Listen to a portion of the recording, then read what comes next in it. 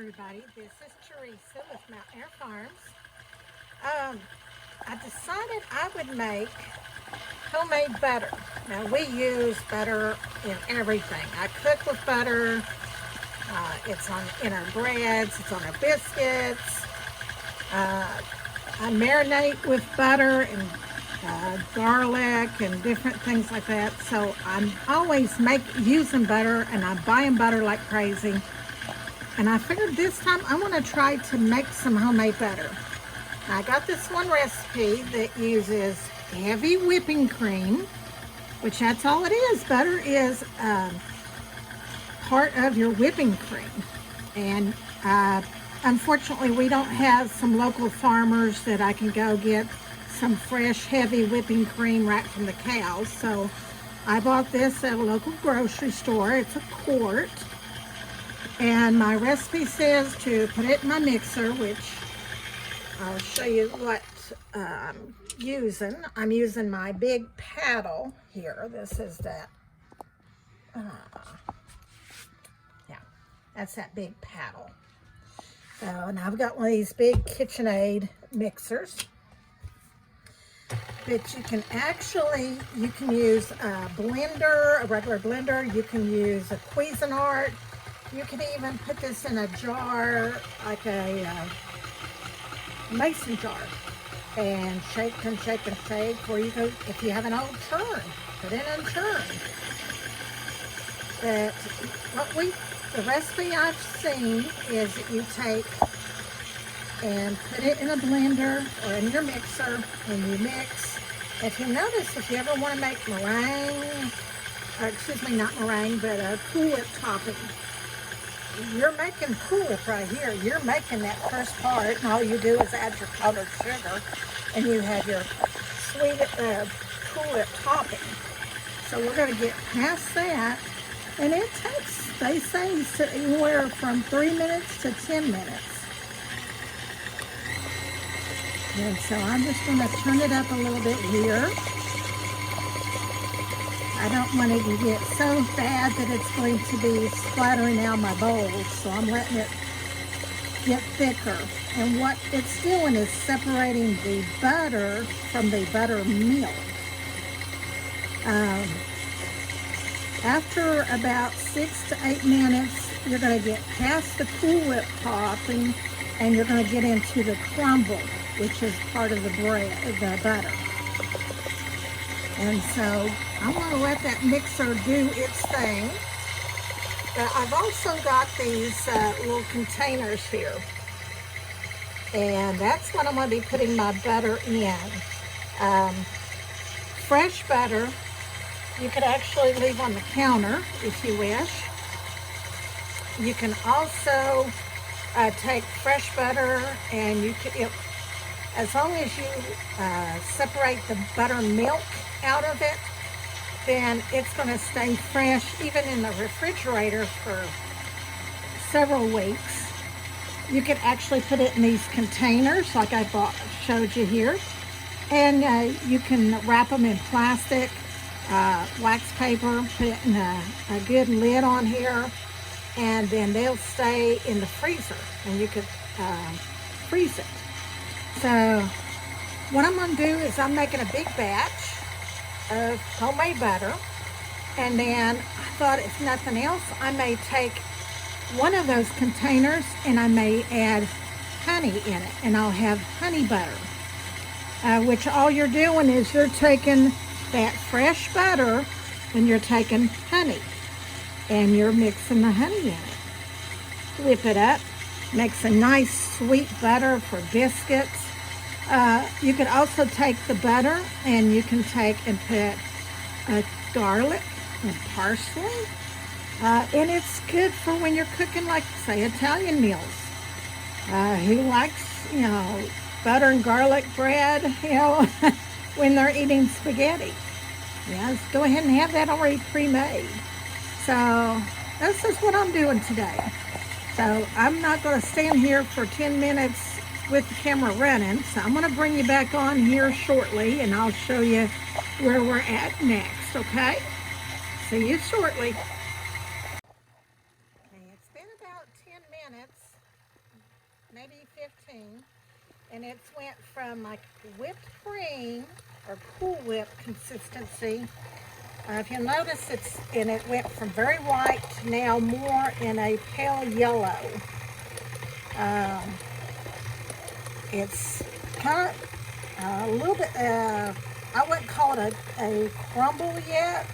They say it goes from a whip topping stage to a crumble stage to an actual butter stage where it'll be sticking onto the back paddle. So we still got a little bit more time. We just got to stand here and watch it. So I'm going to turn it back up. Now it does start splattering a little bit more, so I guess that's the buttermilk coming out of it.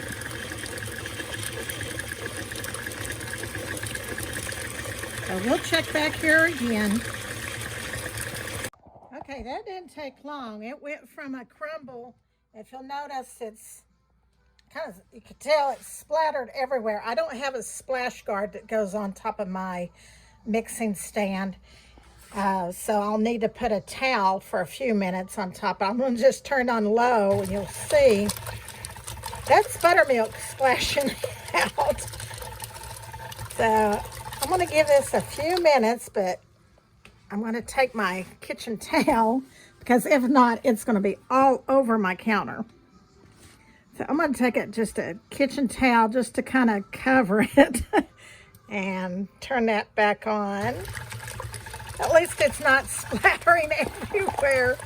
And I'm going to give a little sneak peek every now and then. See how it's doing.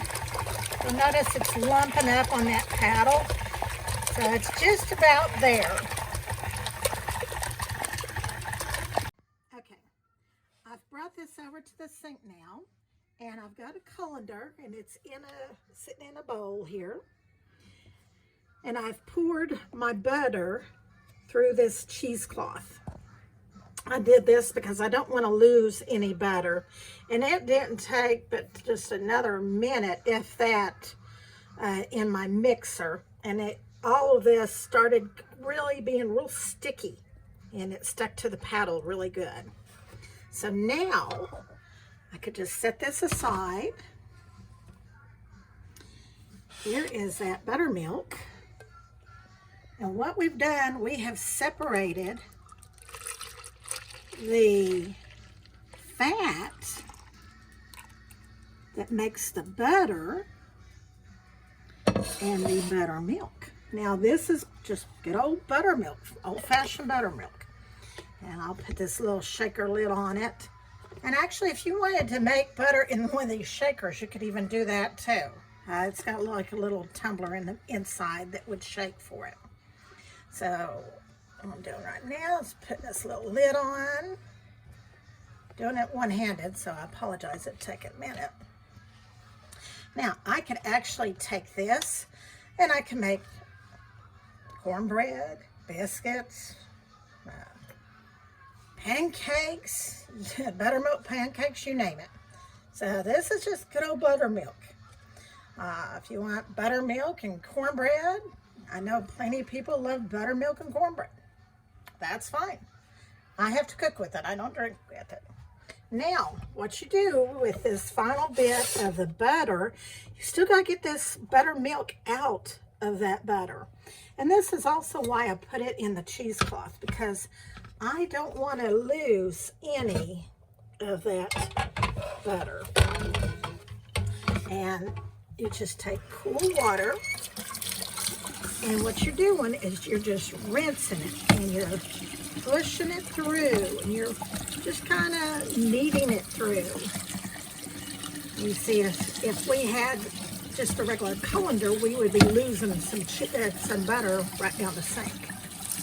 This is just cool water, and I'm just rinsing it because I don't want to lose any butter, but I want to get the buttermilk out of it because I don't want the butter to spoil. I'm going to turn a little bit of warm water on here. Just cool, tepid water. And you just let that run through. Flip it over a couple times. Break it up a little bit. because that buttermilk's going to stay in there somewhere. So we just want to get all that buttermilk out.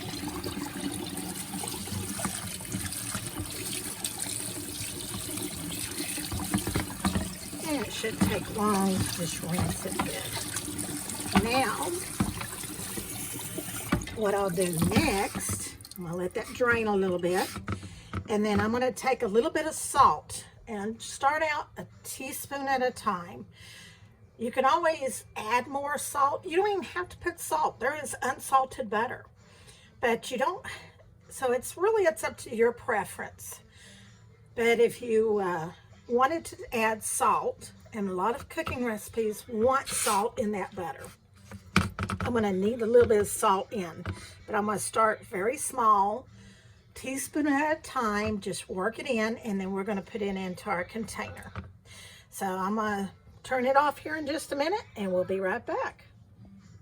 Okay, well, that quart of heavy whipping cream made 1 whole container of homemade butter. We also have enough buttermilk as well, made about a little over a half a quart of buttermilk.